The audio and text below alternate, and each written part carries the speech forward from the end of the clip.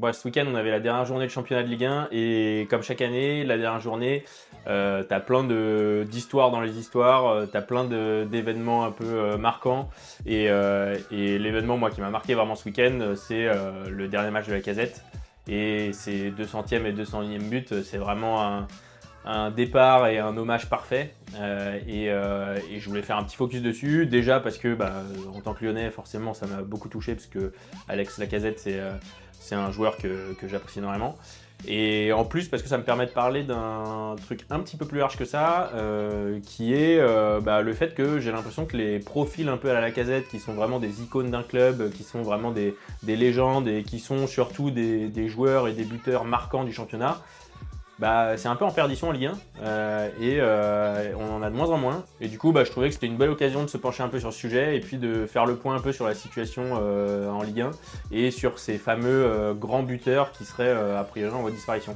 Et installez-vous confortablement au coin du foot. Aujourd'hui, du coup, on traite de la question du grand buteur de Ligue 1 et est-ce qu'il serait pas en voie de disparition. Allez, c'est parti.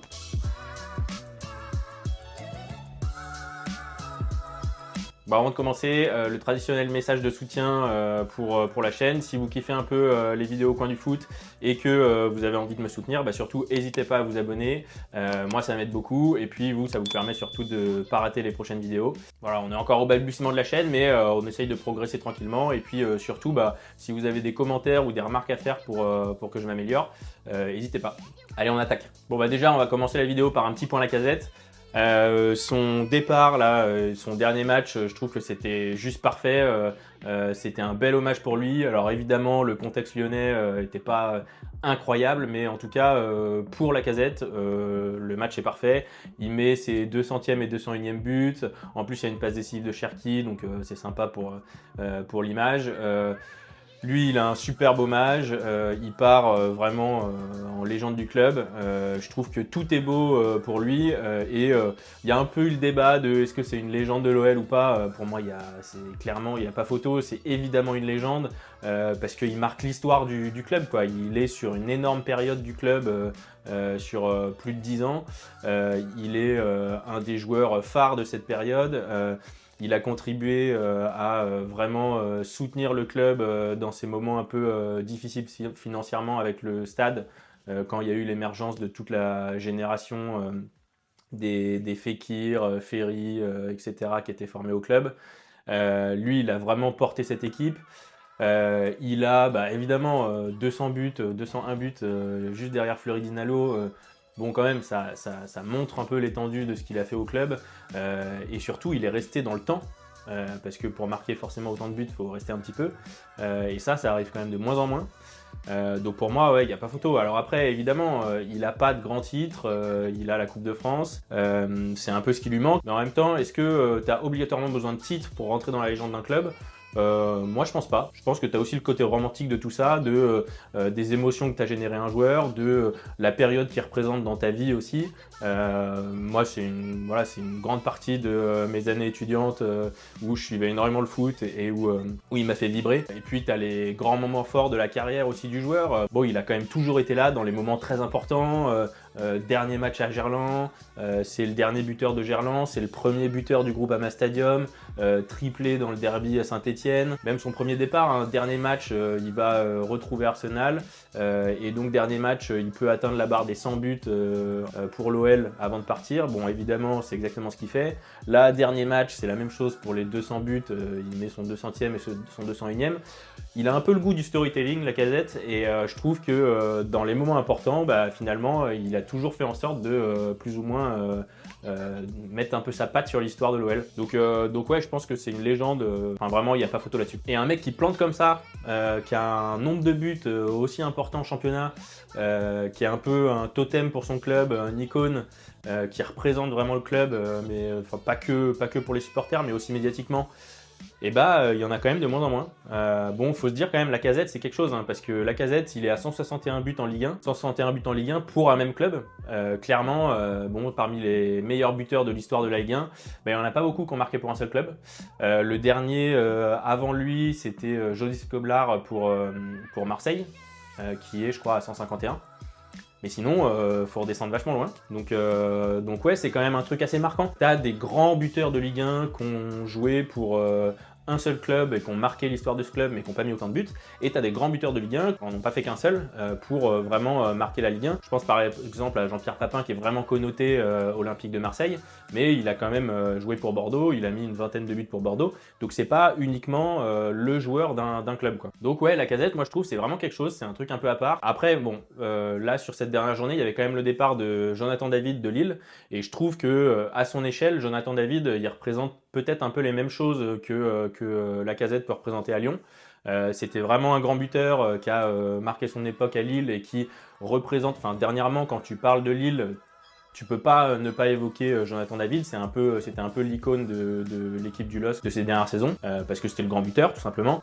Il en est quand même je crois à 89 buts, donc il était pas très loin des 100 buts, il a quand même vraiment planté pour le club et donc il représentait vraiment quelque chose et d'ailleurs ces hommages là de ce week-end montrent un peu aussi qu'il avait un statut à part au LOSC et que il a compté aussi dans l'histoire du LOSC. Donc c'est un peu la même chose que Lacazette et ça va un peu dans le sens de ce que je dis avec ces grands buteurs de Ligue 1 en voie de disparition parce que les deux là ils s'en vont et quand tu regardes le classement des meilleurs buteurs de Ligue 1 en activité, je trouve qu'il y a un vrai problème. Alors il y a Lacazette 161 buts qui s'en va, il y a Jonathan David 87 buts qui s'en va. Il y a Andy Delors, 85 buts, qui s'en va. Enfin, il est relégué en Ligue 2.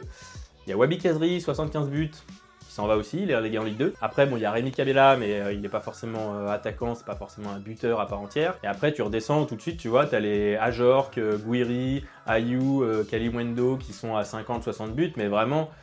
Bon, t'es pas tout à fait déjà sur le même standing de buteur. En termes de nombre de buts, c'est moins important. Alors soit parce que c'est moins des buteurs, soit parce qu'ils sont plus jeunes et ils ont moins eu le temps de vraiment mettre leurs pattes sur le championnat. Mais je dirais en termes de représentation d'icône du grand buteur de Ligue 1, il y a un petit trou. Il y aurait potentiellement Gaëtan Laborde qui a 88 buts, mais bon, il n'est pas forcément sous-coté, mais en tout cas en termes d'image, il ne représente pas forcément le championnat. Alors c'est un bon buteur de Ligue 1 qui a quand même pas mal baroudé, qui a fait pas mal de clubs en Ligue 1. Ça va être actuellement le meilleur buteur de Ligue 1 et je trouve que ça montre quand même qu'il y a un vrai changement là-dessus dernièrement. Alors juste un petit point quand même sur, pour moi, ce qui est un grand buteur de Ligue 1. Pour moi, il y a deux types de grands buteurs de Ligue 1. Il y a le grand buteur de Ligue 1, donc Alex Lacazette, qui est vraiment le joueur phare, qui représente un club, qui représente qui a fait une épopée pour un club ou qui représente une période spécifique, mais qui est vraiment associé à un club. Je parlais de Jean-Pierre Papin tout à l'heure, il a fait plusieurs clubs, mais globalement, il est quand même vachement associé à l'OM. Donc ça marche un peu aussi dans ce sens-là. Et après, tu as le grand buteur de Ligue 1, c'est-à-dire le buteur qui a fait plusieurs clubs, qui peut même en faire pas mal, mais qui est resté très très longtemps en Ligue 1, et du coup qui accumule les buts et qui finalement représente le championnat. Parce que ça fait des années qu'il est là, ça fait des années qu'il tourne parmi les clubs, mais c'est une figure un peu importante parce qu'il faut quand même qu'il plante pas mal. Dernier truc, c'est forcément le nombre de buts et puis c'est la fréquence un peu à laquelle le gars va mettre des buts. Forcément, si le mec il est là depuis 15 ans et il te met 5 buts par saison, tu vas pas trop le considérer comme un grand buteur, hein, c'est logique. Voilà, donc par exemple, un Paoletta au PSG, ça c'est un grand buteur de Ligue 1. Même Gignac, il a fait Toulouse-Marseille, mais globalement, il a vraiment marqué les deux clubs et le championnat. Un Djibril Cissé, par exemple, ça c'est vraiment c'est un grand buteur de Ligue 1. Bafétine Gomis, t'en as plusieurs comme ça. Même Falcao, bon, il est quand même pas associé uniquement au championnat de Ligue 1, mais c'est quand même un mec qui a duré dans le temps à Monaco et qui a marqué un peu son époque et le championnat. Et là, du coup, quand tu penses à Monaco, quand tu penses à Toulouse, tu as forcément Wissam Ben Yedder, même si dernièrement pour lui, c'est clair qu'il n'est pas prêt de rejoindre Ligue 1. Mais il a vraiment marqué le championnat aussi, donc ça c'est vraiment des grands buteurs de Ligue 1. Ils ont tous la même particularité, c'est qu'ils ont marqué un club dans la durée ou marqué le championnat dans la durée par leur nombre de buts, mais aussi par leur longévité et par tout ce qu'ils pouvaient représenter aussi du point de vue d'image, du point de vue du style de but qu'ils mettaient, du point de vue médiatique et aussi du traitement des médias par rapport à eux. Il y a un truc qui est marquant, hein, mais souvent par exemple quand tu as des affiches du championnat avec des figures marquantes du championnat, bon, c'est souvent les joueurs offensifs, hein, c'est très logique. De temps en temps, tu as aussi un peu les gardiens, mais globalement, c'est très souvent les joueurs offensifs. Et tu vois un peu lesquels sont mis en avant dans chaque club. Et du coup, tu vois aussi quel traitement médiatique ils peuvent avoir et quelle position médiatique ils peuvent avoir auprès des médias. Et dernièrement, ouais, ces joueurs-là, ils sont un peu en perdition, je trouve. Hein. T'en vois de moins en moins. Et même souvent, tu avais quand même un grand buteur au PSG parce que le PSG fait que finalement, l'avant-centre, il va toujours marquer énormément. T'as eu Ibra, t'as eu Cavani, t'as eu Mbappé, voilà, ça c'est des grands buteurs de Ligue 1 et en fait même au PSG, cette saison, t'avais plus de grands buteurs. Alors t'as Ousmane Dembélé qui s'est révélé vraiment, qui est devenu un serial killer, mais c'est l'histoire d'une saison, c'est pas forcément l'histoire de la Ligue 1 à plus grande échelle. Peut-être qu'il a définitivement changé son logiciel et qu'il va se mettre à mettre 30 pions par saison jusqu'à la fin de sa carrière, mais pour le moment c'est pas encore le cas. Donc Ousmane Dembélé, tu peux pas vraiment l'associer comme un grand buteur de Ligue 1. Donc en fait, même au PSG aujourd'hui, t'as pas de grand buteur de Ligue 1. Voilà, c'est un peu ce que je me dis là, c'est que c'est un peu un profil qui est en voie de disparition et c'est dommage parce que c'est aussi quelque chose qui sert à vendre le championnat, qui sert à tous les supporters à s'identifier à leur club, s'identifier au championnat aussi parce que tu vois quand t'as un championnat qui va débuter avec un Lacazette à l'OL, un Aubameyang à Marseille, un Ben Yedder à l'époque à Monaco, Mbappé au PSG, enfin tu vois t'as vraiment plusieurs histoires à raconter et surtout ça te projette aussi. Et même pour MPG, c'est vachement sympa quand même quand tu as un mercato à faire et que tu as tous ces grands noms, tu vois, même à l'époque où il y avait Balotelli à l'OGC. En fait, quand tu as un grand buteur par club, c'est génial parce que c'est vraiment à suivre, c'est super intéressant. Tu sais que tu vas avoir des choses à voir, tu sais que tu vas avoir des beaux buts, tu sais que tu vas avoir toujours un peu des confrontations de joueurs dans le match, tu vas avoir des storytelling, des histoires sympas à raconter. Et c'est vraiment un truc qui fait vendre le championnat. Dernièrement, je trouve que c'est vraiment un peu ce qui manque. Et d'ailleurs, c'est peut-être aussi en lien avec tous ces problèmes autour de bien vendre le championnat, parce que tu as un peu moins d'histoires à raconter autour de ça, je trouve. Alors pourquoi le grand buteur de Ligue 1 il est en voie de disparition ? Pour moi, il y a plusieurs choses qui peuvent l'expliquer. Déjà, tu as forcément le contexte. Hein. Les joueurs en Ligue 1, en tout cas, ils restent peut-être moins longtemps dans leur club. La Ligue 1, c'est plus vu aujourd'hui comme une Farmers League, en fait un championnat où tu développes les talents. D'ailleurs, il s'appelle la Ligue des talents, donc c'est vraiment un championnat sur lequel tu vas développer les jeunes. Et puis derrière, en fait, ils vont utiliser les clubs de Ligue 1 un peu comme un tremplin, sauf s'ils sont transférés au PSG, mais sinon, globalement, ils vont partir pour finir leur développement ailleurs. En Bundesliga, en Liga, en Serie A, voilà. Et du coup, en fait, tu as moins le temps forcément de t'installer en Ligue 1, de créer ton histoire, de devenir un peu une icône du championnat, donc ça c'est logique. Après, tu as la raison économique, hein, forcément, quand tu as un joueur qui met 15-20 pions une saison, ou alors qui met 15-20 pions même 2 saisons d'affilée, bon, d'un point de vue économique, le club, pour survivre, si tu n'as plus de droits TV, etc., tu as besoin de vendre et donc forcément le joueur il va être transféré très rapidement. Hein. Et puis tu as peut-être aussi le style de jeu où tu as aussi les ailiers qui prennent une part importante et qui marquent pas mal de buts, donc c'est un peu plus dilué. Mais encore là, quand tu as vraiment un très grand joueur, il est capable de s'imposer et de marquer dans la durée. Mais un joueur comme Lacazette qui marque 200 buts pour son club, enfin voilà, tu vois, des Di Natale du championnat de Ligue 1 par exemple, t'en as plus. Je pense que c'est quand même un truc que tu auras du mal à retrouver. Ou alors c'est très spécifique, il faut vraiment un joueur très très attaché à son club. Mais bon, c'est quand même plus compliqué. Mais après, on va voir. Hein. De toute façon, le championnat, il se renouvelle tout le temps. Là, c'est un peu mon mood du moment. J'ai un peu l'impression que c'est quelque chose qu'on perd et c'est vraiment dommage. Mais dans les années à venir, tu vois, tu vas sûrement avoir des joueurs qui vont se révéler, qui vont potentiellement rester un peu dans la durée dans le championnat et qui peuvent un peu marquer l'histoire du championnat. Par exemple, Gouiri, il peut très bien continuer comme ça, marquer une vingtaine de pions l'an prochain à l'OM.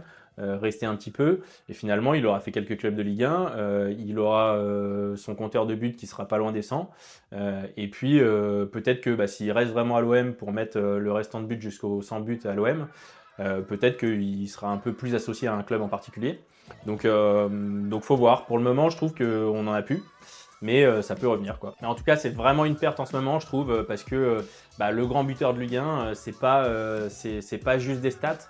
C'est vraiment une icône qui représente un club, qui représente une période, qui représente aussi le championnat, forcément, hein, c'est important. Quand tu penses Paoletta, tu penses PSG. Quand tu penses Gignac, tu penses OM et Toulouse. Quand tu penses Lacazette, tu penses à l'OL directement. Et en plus, tu as des belles images qui te viennent en tête. T'en as plein comme ça, hein, mais je trouve que c'est assez important pour vraiment créer du storytelling autour du championnat et autour de ton club à toi. Donc ça serait bien qu'on perde pas ça et qu'il y en ait quelques-uns qui finissent par pointer le bout de son nez et par percer assez rapidement, quoi. Donc voilà, on verra un peu la saison prochaine ce que ça va donner, s'il n'y a pas des Guiri, des Kalimundo qui vont se montrer, mais bon, c'est quand même pas le même profil de joueur. Lacazette à leur âge, c'était quand même déjà un autre joueur, donc on verra. Bon, merci pour tout au général, hein, qui nous aura fait vibrer, et qu'on soit lyonnais ou pas, il aura quand même marqué l'histoire du championnat. Et puis on espère revoir un peu ce profil de joueur très rapidement. Voilà, bah, si vous avez kiffé la vidéo, surtout n'hésitez pas à mettre un petit pouce bleu. Si vous pensez à des grands buteurs de Ligue 1 auxquels j'ai pas pensé, bah, n'hésitez pas, parce que là actuellement j'en vois pas trop dans le championnat, mais surtout n'hésitez pas à me le dire. Et puis bah, on se retrouve très bientôt pour une nouvelle vidéo au coin du foot. Allez, ciao!